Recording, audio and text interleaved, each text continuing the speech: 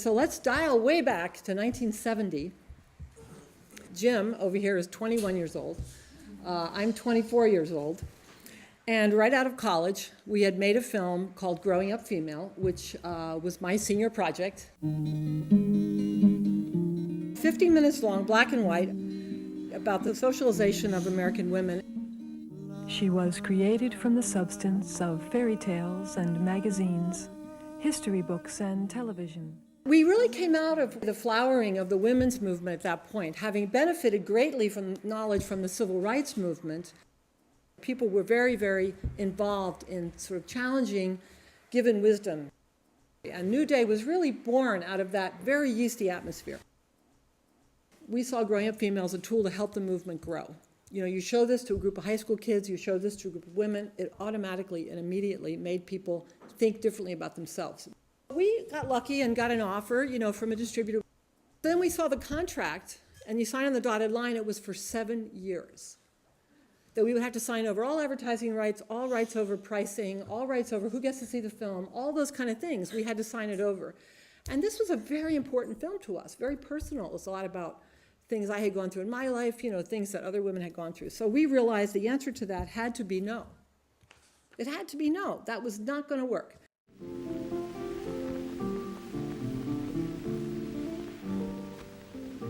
When I was a little girl, I wanted to be a lot of things. I wanted to be... My experience with distributors was similar, but in my case, they only wanted a 2-year contract because they didn't think the women's movement would last that long. They also were offering very little money, very bad deals, you know, basically the same kind of thing. So when Julia and Jim called me up, it was another like moment of yes, yes, it made such sense. It all sort of happened in my loft. And we did our first mailing. We had, 4 by 8 foot sheets of plywood on sawhorses, and we put labels on, stuffed, sealed, and stamped 10,000 envelopes.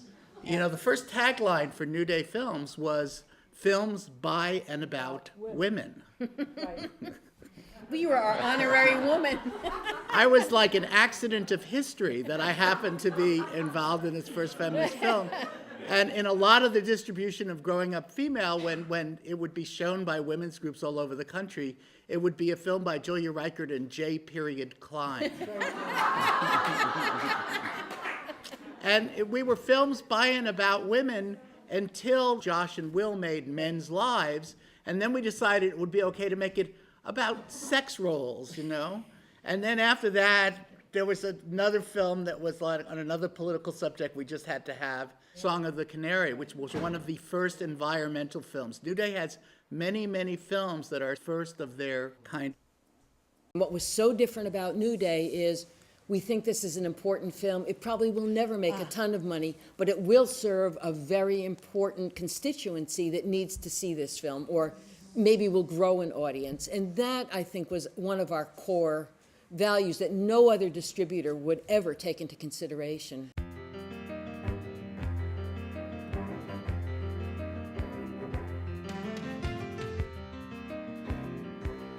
I think it's because of the core values of collectivity, of sharing, of seeing that there's strength in numbers. And that's why New Day is going to celebrate 40 years. It's because somehow, through all of the difficulty, we've managed to stick to that.